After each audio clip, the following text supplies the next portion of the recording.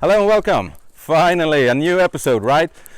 Yeah, we're back and the XJ is here with me and it's almost finished. You see it? Today I'm gonna give you the tour around the XJ. I'm gonna show you what's been done to it, and later in this episode I'm gonna explain to you the future of what's gonna happen and a big surprise. So, after the intro.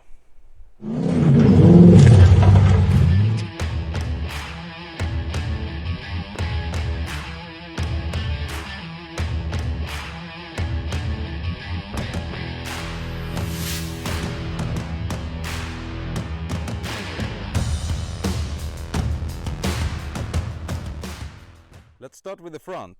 As you can see, the Falcon fabrication steel winch bumper is completed and fitted to the XJ. It turned out really great. It's a low profile design, it's really sturdy, and this will take a big beating, I promise you. It got two of these shackle holes, one there for toe recovery, and it also got the high lift holes, as you can see here. So you put your high lift up there and you can lift the front of the XJ without a problem. A really low profile design, so it's still a great angle when you go into an obstacle like a rock or something. So it's a really low profile. So Falcon Fabrication, they're gonna sell this bumper soon, and right now I'm finalizing the episode where I show you how to assemble and weld this bumper. So stay tuned for that episode. It's going to be a lot of do-it-yourself and fabrication on it. As you remember, I removed the front axle completely. I welded on new brackets since I moved it towards the front around 2.5 inch. So I made new coil buckets centered above the axle. The high steering is it's over the knuckle style with 1-ton PNs from Malin Advanced Mechanics, as you can see there. So it increases the ground clearance a lot compared to the stock steering system.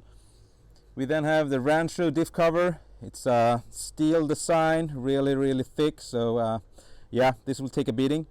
It also got, I don't know if you can see it, it's a skid plate down there, so that's great. And of course we have the long arms system towards the front.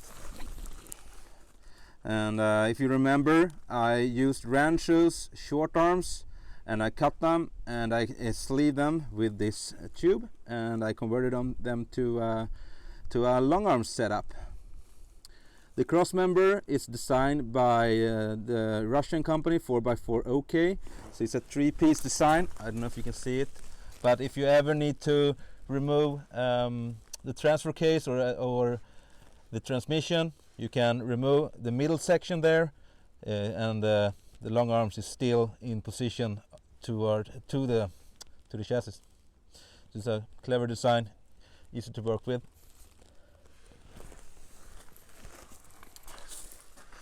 Of course, the bead locks.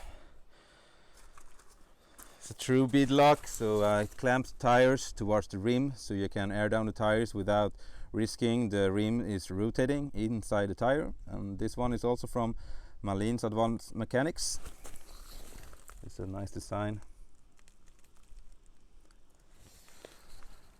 And then we have the shocks. It's a two-way adjustable in compression and rebound. So this thing flexes like hell. I think I can throw in either a video or a photo of it here. Ja, passar den bra där? Ja. Oj. Fortsätt vänster fram, lyfter.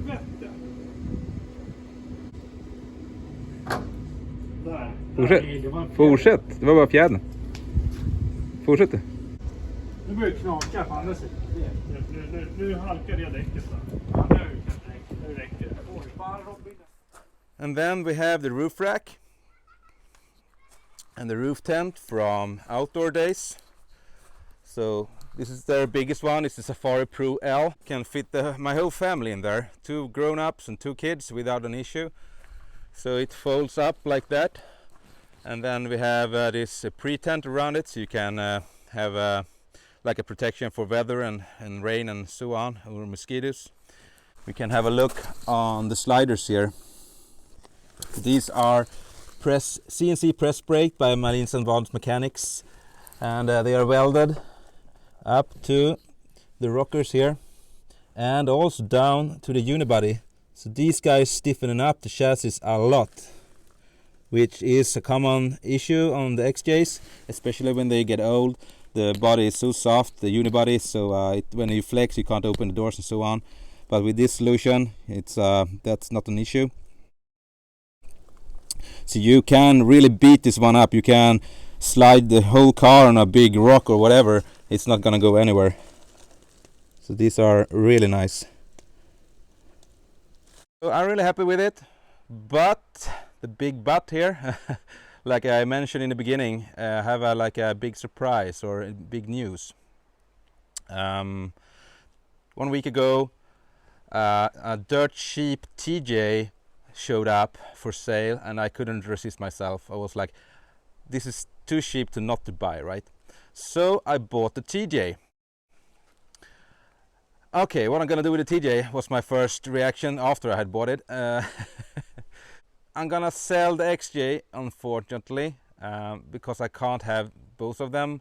I'm sorry, I really liked it. It turned out great. I'm super stoked for all you guys who have helped me build it, my sponsors and partners. So see you guys on the next build on the TJ, hopefully. Factor 55. Thank you guys. Outdoor Days, Marines Advanced Mechanics, Rancho and Öhlins. Of course we have, I don't have the sticker on the car yet, it's gonna be in the next one for sure, is AutoCut in Upplands Väsby. These guys have some really great skills in metal shaping, so they help me a lot, and hopefully they will be on board on the next one. Let's talk about the TJ. What's gonna happen to it? My first plan was like, I'm still gonna have it as an overlander, but it's too short to fit this big tent on it, so I might make a trailer for it. And then I was like, maybe I should keep it like a mild build, because my plan with this one was to keep it mild, and in my world it's kind of mild. It's not super rebuilt, it's super modified. But I think the TJ, it's gonna be a mental build. I've decided, I have a plan for it. It's not decided yet. I have just made sure that it's possible to do it that way. I wanna build it. If it's still if I can keep it street legal, if I'm allowed to make it. I think I am. So the plan is still valid. I'm not gonna tell you what it is, but please comment below what you think I'm gonna do, or at least what do you want me to do. Just far away, whatever. You might have seen my YJ that I have. It's a YJ. It's on 14-inch trepadors, linked suspension, coilovers, V8, and so on. So that build is kind of wild. So the TJ, I hope, can be almost even wilder. So so yeah, there will be some really cool episodes coming, because I try to really hold myself building this one, but the TJ is gonna be all over the place. So okay. Yeah, next episode I'm gonna show you the TJ. So comment below and see you next time. Bye. Bye bye.